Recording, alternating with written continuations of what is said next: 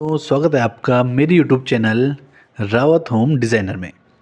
तो जैसा कि दोस्तों थंबनेल को देख के आप लोग समझ ही गए होंगे कि आज हम वास्तु से रिलेटेड ऐसी 5 चीज़ों को देखेंगे जिनकी वजह से घर में वास्तु दोष उत्पन्न होता है। और ये हमारे घर की बहुत ही ज़्यादा कॉमन मिस्टेक्स होती हैं जो कि हर कोई कई बार इसे कर लेता है, जिसकी वजह से घर में वास्तु दोष उत्पन्न हो जाता है और उससे हमें नुकसान पहुंचता है। तो इन्हीं 5 वास्तु दोषों के बारे में हम चर्चा करेंगे और समझेंगे इनके उपाय क्या हैं और इनके उपाय कर लेने से हमें किस प्रकार के लाभ यहाँ पर मिलते हैं। सबसे पहला वास्तु दोष होता है दोस्तों, जो यहाँ पर लिख भी देते हैं नंबर 1, वो आता है मेन डोर से।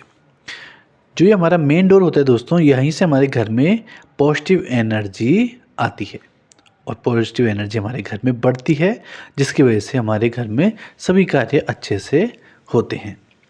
लेकिन अगर जैसे कि ये मेन डोर है, कई लोग क्या करते हैं कि मेन डोर के सामने चप्पल वगैरह उतार के रखते हैं, कूड़ा वगैरह रख देते हैं, या दरवाजे के पीछे कूड़ा वगैरह या चप्पल वगैरह रखते हैं। तो इससे हमें वास्तु दोष होता है, इससे घर में वास्तु दोष उत्पन्न होता है, जिससे हमें नुकसान होता है और घर में नेगेटिव एनर्जी ज़्यादा हो जाती है। इसके अलावा कुछ लोग ये भी करते हैं, जैसे कि आपका ये मेन डोर है और ये लोहे का है, अगर तो इस पर जंग लग गया है, इसकी मेंटेनेंस ना करना, तो इससे भी वास्तु दोष उत्पन्न होता है।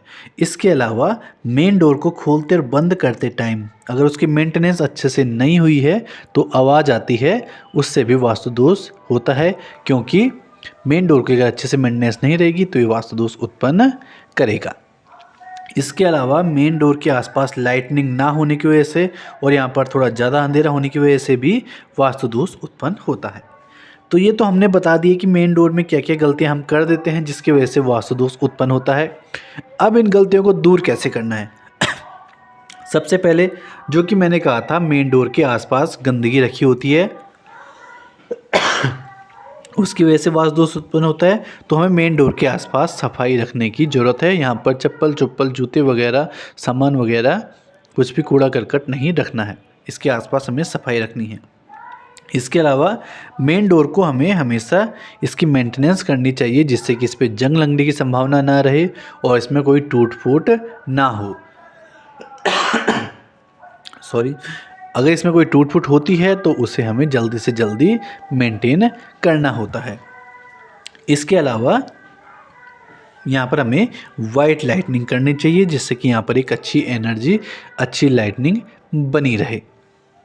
जब हम इस दोष के उपाय कर लेंगे तो इससे होगा क्या दोस्तों, हमारे घर में पॉजिटिव एनर्जी इन्हेंस होती है, पॉजिटिव एनर्जी बढ़ती है और इसका असर ये होता है कि हमारे घर में जो बच्चे होते हैं उनको करियर में सफलता मिलने लगती है और उनका आत्मविश्वास बढ़ता है और उनके अंदर परिश्रम करने की क्षमता भी बढ़ जाती है। दूसरा दोष बताता हूँ दोस्तों मैं। दूसरा दोष उत्पन्न होता है बेडरूम से।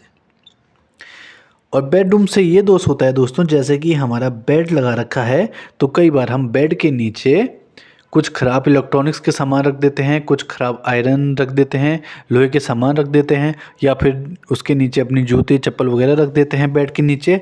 ये वास्तु दोष उत्पन्न करता है।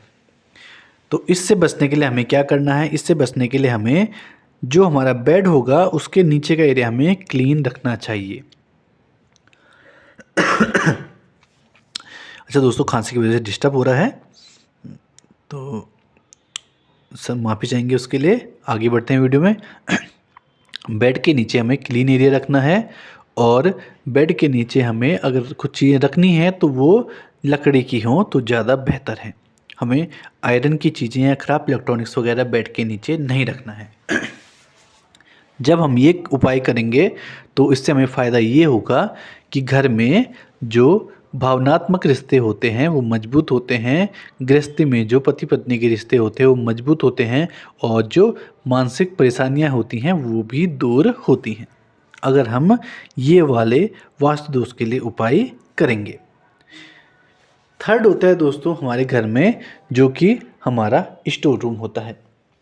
तो यहाँ पर दोस्तों अलग से हमने स्टोर तो नहीं दिखाया है, लेकिन स्टोर में हमें कुछ भी ऐसे चीज़ें नहीं रखनी है। सपोज दैट इसको हम एक एज ए स्टोर रूम देख लेते हैं, तो यहाँ पर हमें कोई भी ऐसी चीज़ नहीं रखनी है जो कि हमारी यूज़ की ना हो, जो कि हमारे यहाँ बहुत टाइम से पड़ी हुई हो और किसी भी काम की ना हो, रद्दी चीज़ हो, कबाड़ चीज़ हो, उन चीज़ों को घर में नहीं रखना है, उससे भी वास्तु दोष पैदा होता है।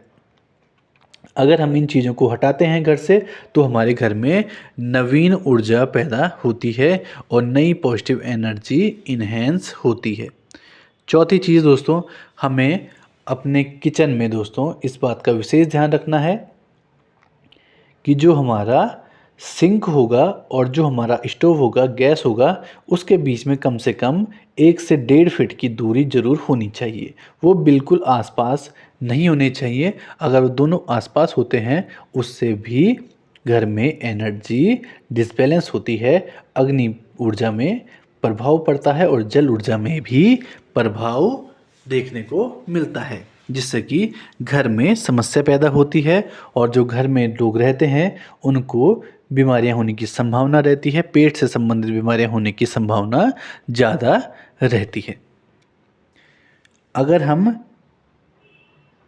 जो हमारा चूल्हा होगा वो साउथ ईस्ट के कॉर्नर पे आना चाहिए और जो हमारा फ्रिज होगा दोस्तों वो नॉर्थ वेस्ट के कॉर्नर पे आना चाहिए और जो हमारा सिंक होता है वो हमारा चूल्हे से कम 2 फीट की दूरी पर होना चाहिए।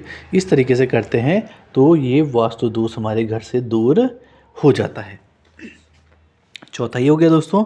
और पांचवी चीज़ होती है कि हमारे घर में टूटे हुए मिरर का होना, टूटी हुई घड़ियों का होना, ख़राब घड़ियों का होना और ख़राब इलेक्ट्रॉनिक सामान का होना, ये सब चीज़ें भी घर में वास्तु दोष को उत्पन्न करती है। इसके अलावा हमारे घर के शीशे में डायरेक्ट हमारे बेडरूम का बेड का दिखना भी वास्तु दोष उत्पन्न करता है। तो इन सब चीज़ों को हमें दूर करना है जिससे कि हमारे घर में पॉजिटिव एनर्जी बढ़ सके। अगर दोस्तों ये पांचवा वाला दोष हम दूर करते हैं तो इससे हमारे घर में लक्ष्मी का प्रवेश अधिक होता है और हमारे घर में धन धान्य की समृद्धि हो जाती है। तो ये दोस्तों 5 दोष थे जिन्हें 5 दोषों को दूर करने का मैंने उपाय बताई है, जिसमें कि हमें कोई भी तोड़ फोड़ घर में नहीं करनी पड़ेगी, ना ही घर में बहुत ज़्यादा कोई परिवर्तन करना पड़ेगा। छोटे मोटे परिवर्तन के साथ ही इन दोषों को दूर किया जा सकता है। अगर आप इन दोषों को दूर करते हैं तो अवश्य आप देखोगे 10 से 15 दिन में ही आपको इसके रिजल्ट आने शुरू हो जाएंगे, आपको फ़ायदा मिलना शुरू हो जाएगा। आज की वीडियो में दोस्तों इतना ही। मिलेंगे आपको नेक्स्ट वीडियो में, तब तक के लिए आप सभी लोग हमें इजाज़त दीजिए। धन्यवाद।